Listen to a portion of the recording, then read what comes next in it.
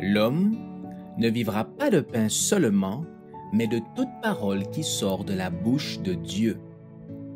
Voici votre moment de méditation quotidienne.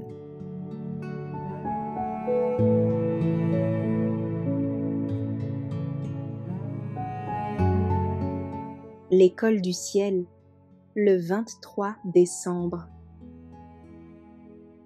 Tous tes fils seront disciples de l'Éternel, et grande sera la prospérité de tes fils. Ésaïe chapitre 54, verset 13. Le ciel est une école dont le champ d'étude est l'univers et le maître, l'être infini. Une branche de cette école fut établie en Éden. Le plan de la rédemption, une fois réalisé, l'éducation sera de nouveau reprise dans l'école d'Éden. Entre l'école établie en Éden aux origines et l'école de l'au-delà, il y a toute l'histoire de ce monde. L'histoire de la transgression et de la souffrance, du sacrifice divin et de la victoire sur le péché et sur la mort. Toutes les conditions qui se trouvaient dans la première école de l'Éden ne se rencontreront pas dans l'école de la vie future.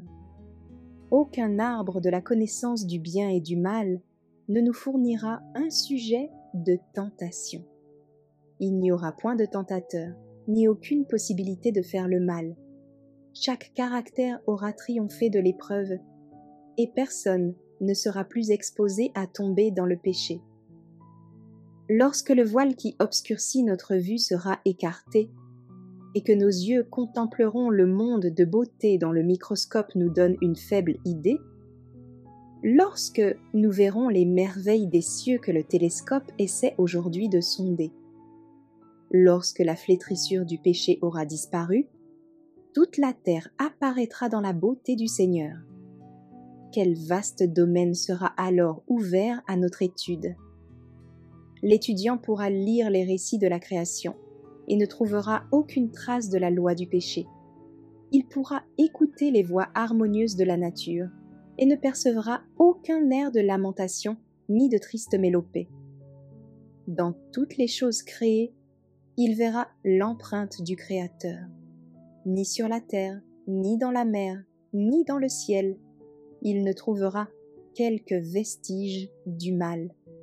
Tous ceux qui ont eu le privilège d'acquérir de profondes connaissances spirituelles ici-bas les approfondiront dans la vie éternelle.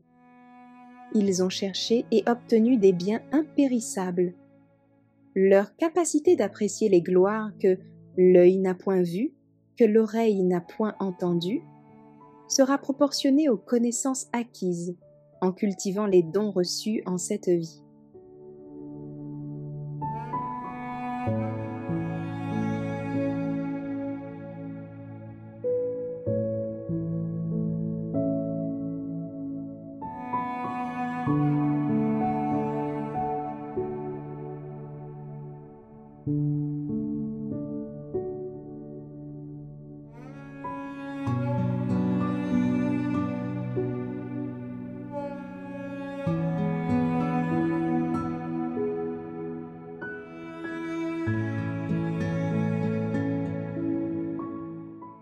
Merci d'avoir écouté cette présentation.